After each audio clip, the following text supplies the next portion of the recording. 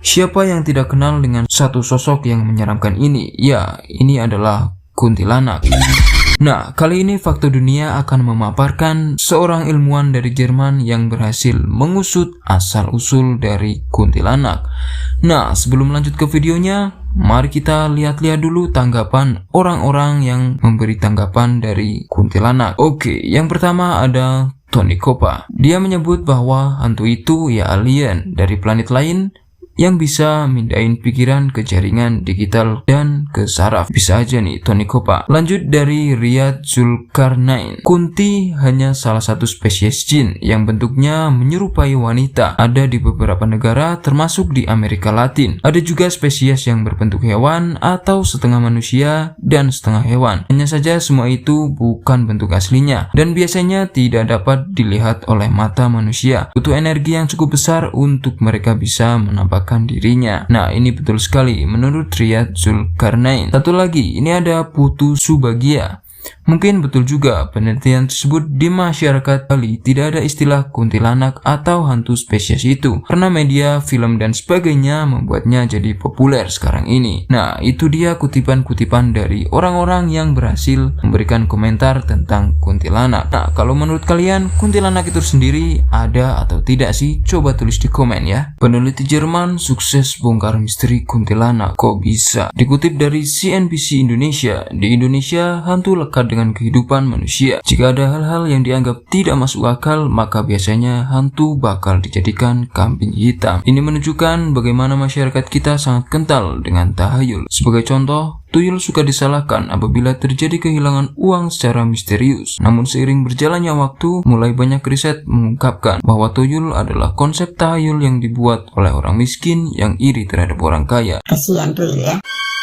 Salah satu hantu paling populer yang menjadi misteri adalah kuntilanak. Kuntilanak biasanya digambarkan sebagai sosok perempuan berbaju putih, berambut panjang, dan sering tertawa nyaring yang menyeramkan. Penggambaran ini kemudian menimbulkan berbagai pertanyaan tentang asal-usulnya, hingga akhirnya antropolog Jerman bernama Timo Duil sukses mengungkapnya. Penelitian Timo berjudul Kuntilanak Ghost Narrative and Malay Modernity in Pontianak, Indonesia, yang dipublikasikan Journal of Humanities and Social Science of Southeast Asia pada 2020. Perlu diketahui kuntilanak tak hanya ada di Indonesia, melainkan juga di Malaysia, Singapura, dan Brunei Darussalam yang menyebutnya Pontianak. Di negara-negara tersebut, kuntilanak adalah Pontianak, digambarkan sebagai mayat hidup yang mengancam manusia karena tidak dapat menemukan kedamaian setelah meninggal. Penamaan Pontianak di Malaysia, kuntilanak tidak terlepas dari kaitannya dengan asal-usul kota Pontianak. Kata Pontianak sendiri berasal dari bahasa Melayu, Ponti, yang berarti pohon tinggi. Asal kata ini berkaitan erat dengan kondisi alam di delta Sungai Kapuas dan Landak yang jadi cikal bakal kota Pontianak. Jadi di wilayah tersebut banyak pepohonan tinggi yang banyak ditempati roh-roh. Roh sendiri adalah pandangan lazim dalam masyarakat animisme. Roh berbeda dengan dewa pada umumnya, memiliki berbagai sifat seperti manusia. Ada yang jahat, baik, atau netral. Karenanya roh bisa hidup berdampingan dan saling berkomunikasi dengan manusia. Namun pandangan ini berubah ketika Syarif Abdurrahim menggusur pepohonan itu dan menjadikannya sebagai pemukiman yang jadi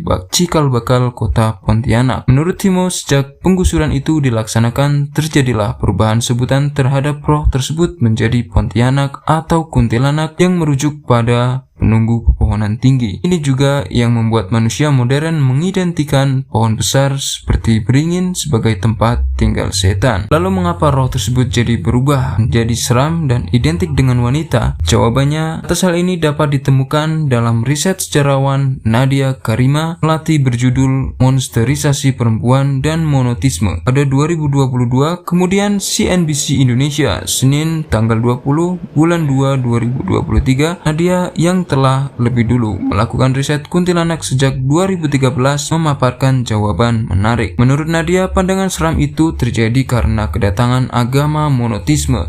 Kehadiran monotisme menolak adanya sosok spiritual lain selain Tuhan. Karenanya pandangan roh bergeser menjadi hantu atau monster. Agama monotisme diperkenalkan bersamaan dengan patriarki. Mereka memperkenalkan konsep ketuhanan yang maskulin, menggeser kemudian menghancurkan kepercayaan lokal yang berhubungan dengan roh dan alam. Tulisnya, berubahnya pandangan Rawls menjadi hantu tersebut selaras dengan pelekatan perempuan sebagai hantu. Hal ini disebabkan karena perempuan memiliki pengalaman erat yang dekat dengan kematian, sebut saja seperti kelahiran. Angka kematian yang tinggi pasca kelahiran membuat perempuan diasosiasikan sebagai hantu. Hal ini tentu tidak dapat dibenarkan. Meski begitu, penggambaran kuntilanak sebagai perempuan yang menyeramkan sudah terlanjur berakar karena sering dipopulerkan oleh film dan cerita misteri, dan ini susah untuk diubah kembali.